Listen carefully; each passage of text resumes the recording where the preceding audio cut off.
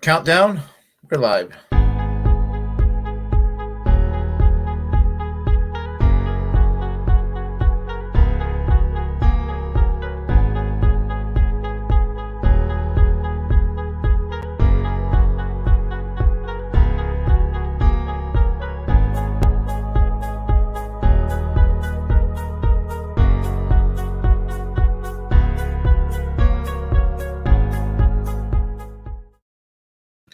Hello, welcome to another edition of the Willie Bragg Show. I am your host, Willie Bragg, where I will discuss the current issues of the day.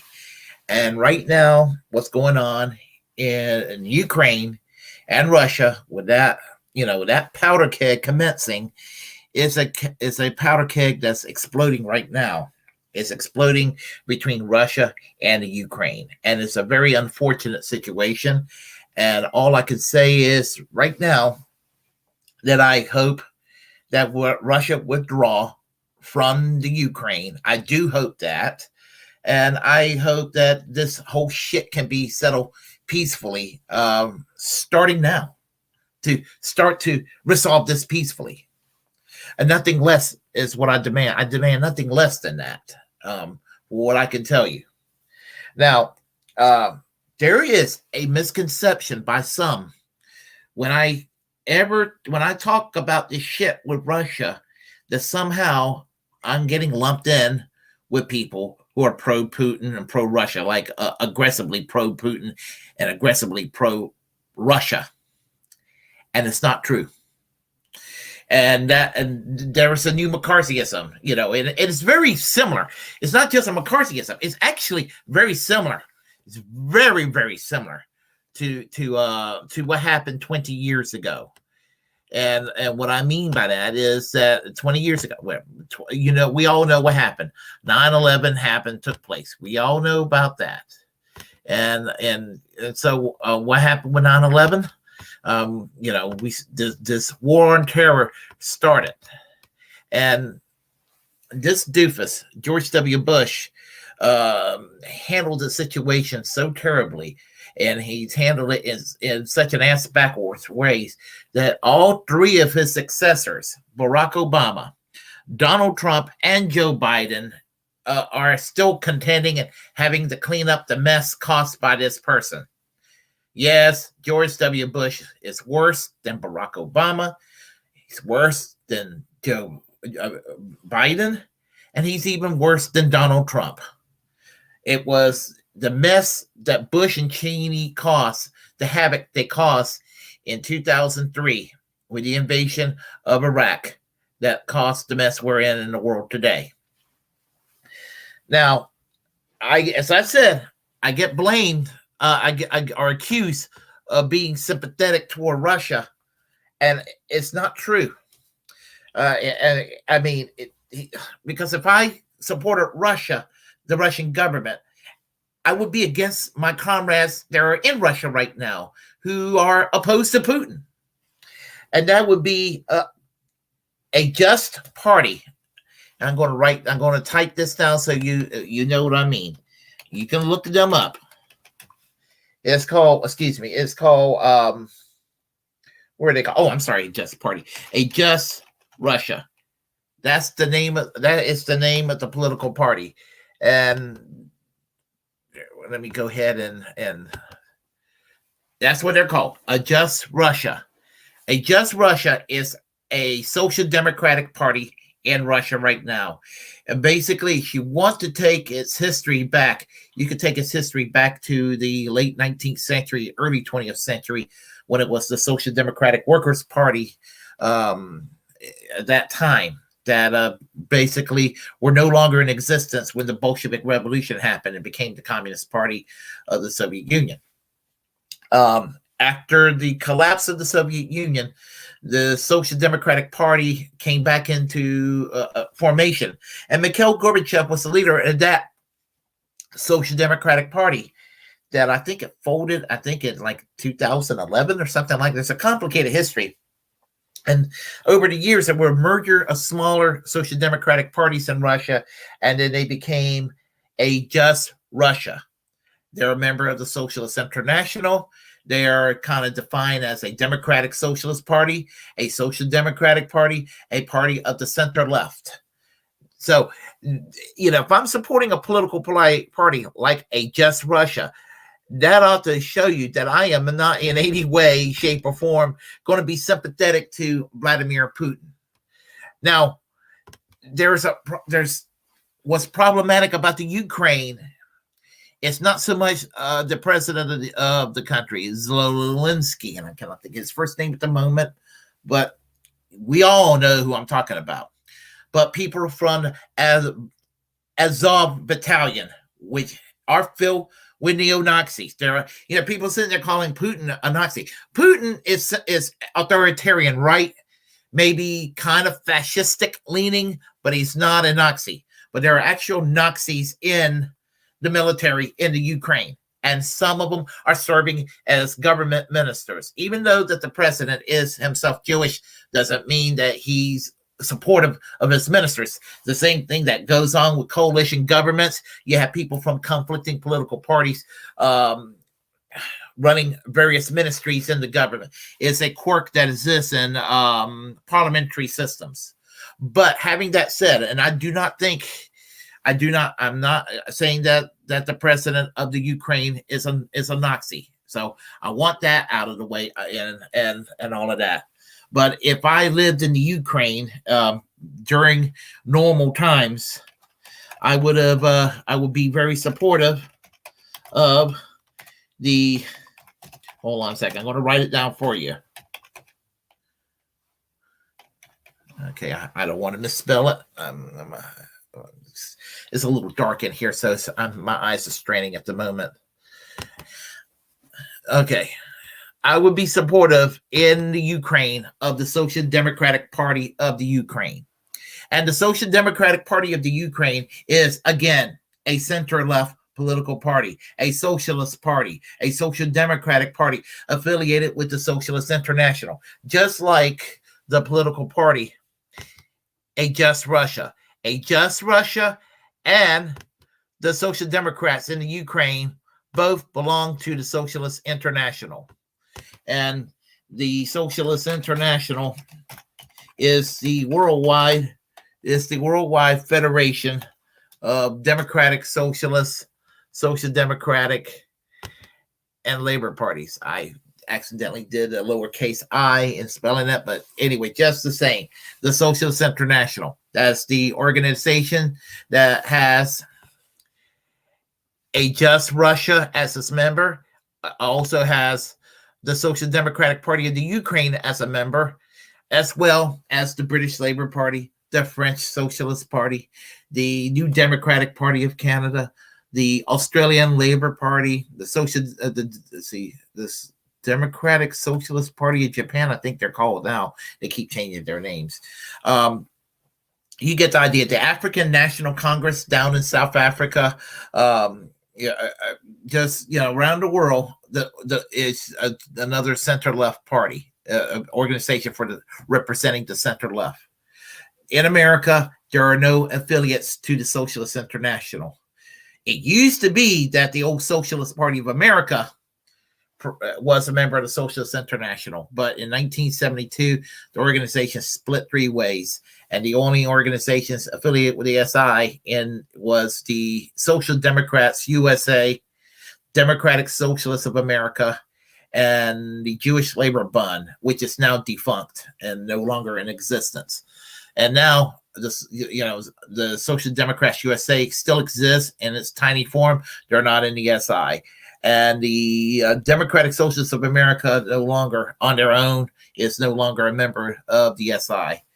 The Socialist Party of America, not to be confused with the Socialist Party USA, even though you can call them a cousin of sorts, is in its formation and are trying to rebuild the old Socialist Party of America. I'm sort of involved with that project, and this is sort of an aside note. But we are certainly interested in rejoining the Socialist International.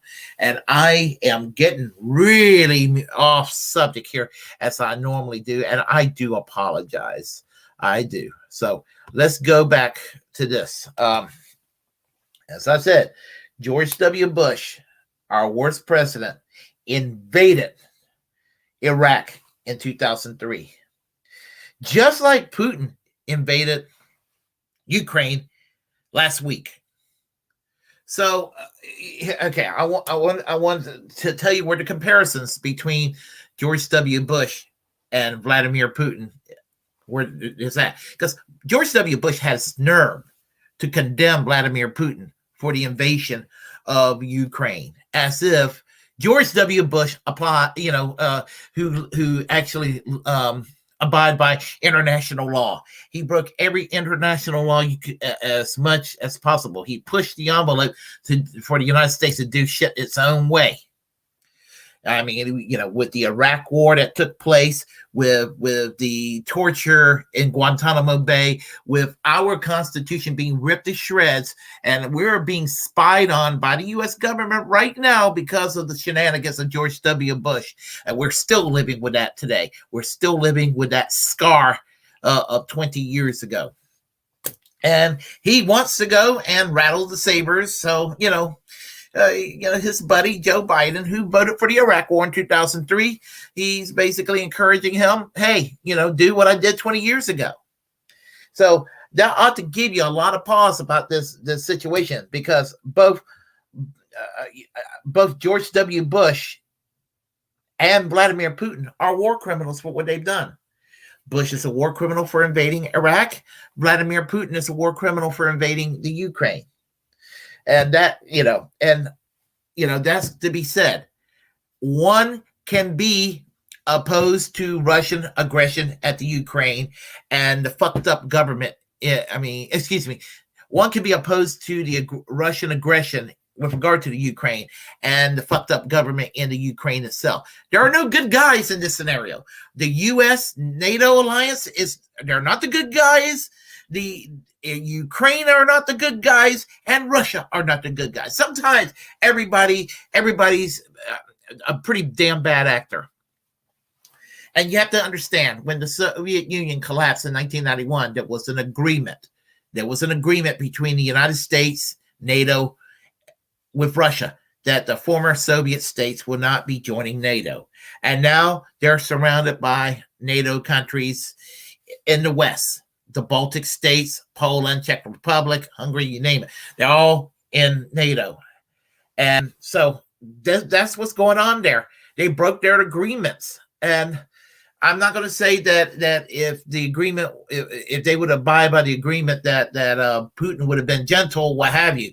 But the argument was that there isn't a valid point about these NATO countries on the doorstep of Russia. They feel threatened. And so, that's what it comes down to. And again, the government, there are fucked up people in the government of Russia and fucked up people in the government of the Ukraine.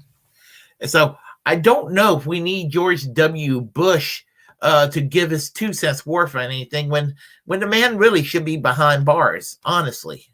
So again, I'm not defending at all, not one bit. I am not defending Putin, but at the same time, we really should be at a pause when we have former when they're still war criminals walking around free, but when they were actually governing, to go and to go and criticize Putin for shit that they've done themselves. And so there are no good sides to this scenario. The only people who are good on all sides are innocent Ukrainians that had no say in this matter, and even innocent people in Russia. And there are people in Russia demanding, denouncing the war and are opposed to Putin. So, again, and I don't want to sound like Bosch. I am not supporting no coup against Russia. Bosch is being a dumbass neocon, making these talking points. Okay. And I'm not taking the absolute gray zone line of Putin is, kind of a neat guy either. I'm not embracing either side. I got my own position. And, and don't don't compare me to sounding like Trump when I said that there are good people in the Ukraine and good people in Russia. What went on in Unite the Right in Charlottesville, yeah, we know who the good guys and the bad guys were. The bad guys were the pieces of shit that were out there with Richard Spencer and David Duke and the company. They are unquestionably pieces of shit. And I am on the side of the people that were protesting against those assholes at Unite the Right. Now, my position is a little different in the sense that, do I think that the people from the Unite the Right, do they have a right to go and march out there? Sure. As a civil libertarian, as a free speech absolutist, I have no use for David Duke and Richard Spencer and all these other fuckers there with the alt-right. But they had a right to be out there to speech, for their free speech. But the anti-racist activists had just as much right to be out there to denounce them. And I would have been with the anti-racist activists out there denouncing these people, even though those people, those unpleasant people from the alt-right had the right to speech. And shame on the ACLU for kind of walking away from their former position of being for free speech. You're definitely confirming what right-wingers have said about the ACLU all these years, which was not true until that point. So so the analogy, there's no analogy to be compared by saying that there are innocents in Russia and innocents in the Ukraine. But okay, we're going to talk about comparisons. Let's talk about the comparisons you don't hear so much about. Pakistan and India has territory disagreements, and both countries are a nuclear power as far as their missiles, their weaponry. They're nuclear powers. They have nukes, and they have been disagreeing for decades over Kashmir. And that's a powder keg waiting to happen. You don't hear about that on the news. What you also don't hear on the news is, let me do this here. What you also don't hear on the news is the occupation in the West Bank by the Israeli government. And that's been going on forever. And you don't hear about it, except you hear about it as if, it's always from a pro-Israel perspective. And anybody that provides just a little bit of nuance on that issue, they get accused of being anti-Israel or anti-Semitic even. And anybody, again, on that thorny little issue, if you are anti-Israel because you're concerned with human rights for the Palestinians, that is not an issue at all. It is a reasonable position because the Palestinians are people and they should live with their own country. The West Bank should be its own state, and Israel should withdraw from the occupied territories. Israel should leave Gaza. They should leave the I think the Golan Heights that area is taken care of. I'm not sure about that, but the West Bank and the and Gaza, without question, Israel is an occupying force. They need to leave. Now, if you're one of those that want to go and shit on Israel because you don't like Jews, fuck yourselves. So I can just make a distinction. Legitimately criticize Israel for what they're doing.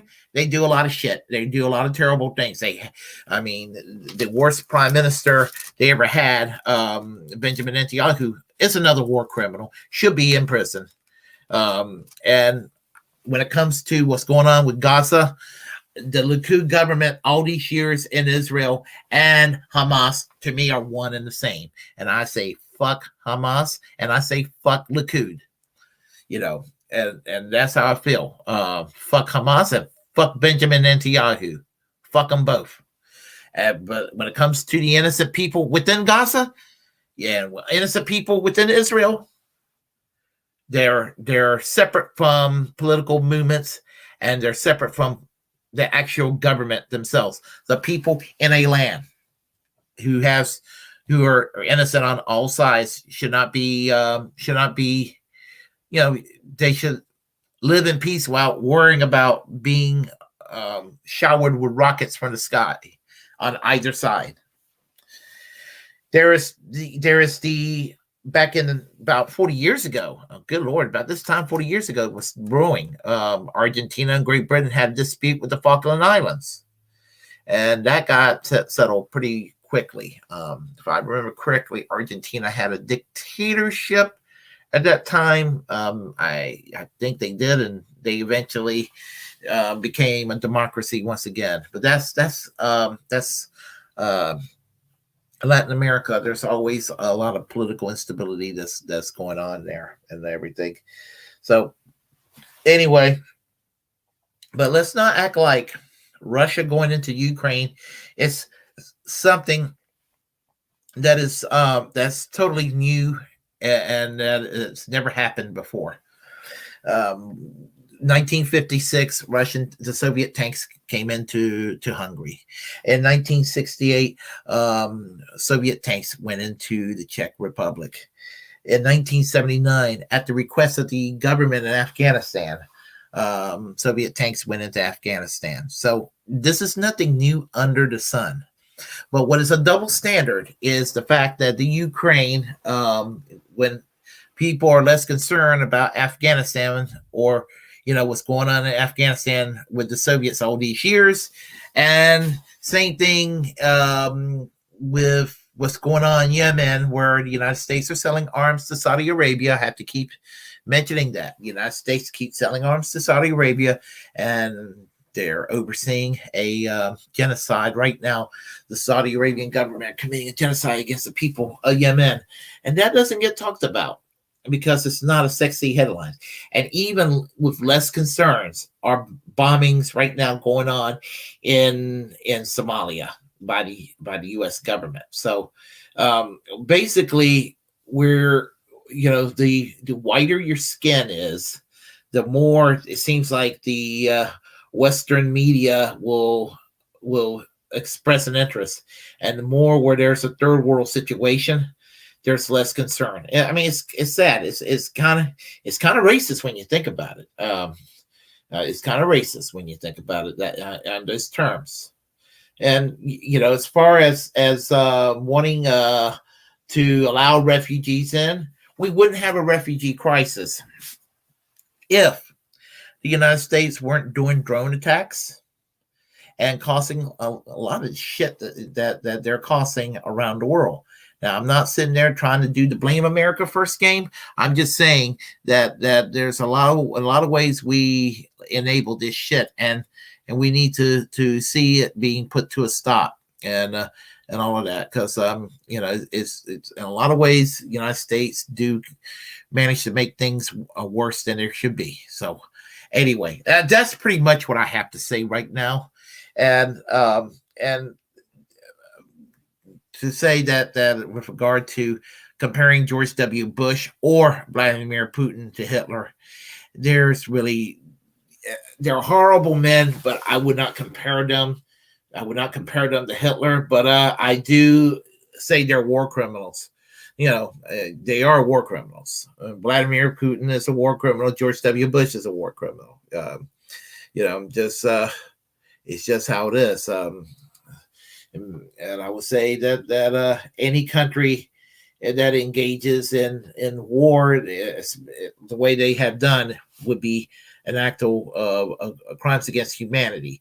Maybe not to the magnitude of Hitler, but still war crimes just the same. If you like what you heard, press like and comment. If you disagree with what I have to say, comment anyway. We can have a discussion. As a First Amendment absolutist, it's my duty to inform you to create your own platform and utilize it, because we are, in fact, the muckrakers of our time. Feel free to share the content on this channel. Hit that notification bell. Subscribe to keep our channel alive and well. And until next time, we have no war to wage but a class war. And we're all Julian Assange. Music.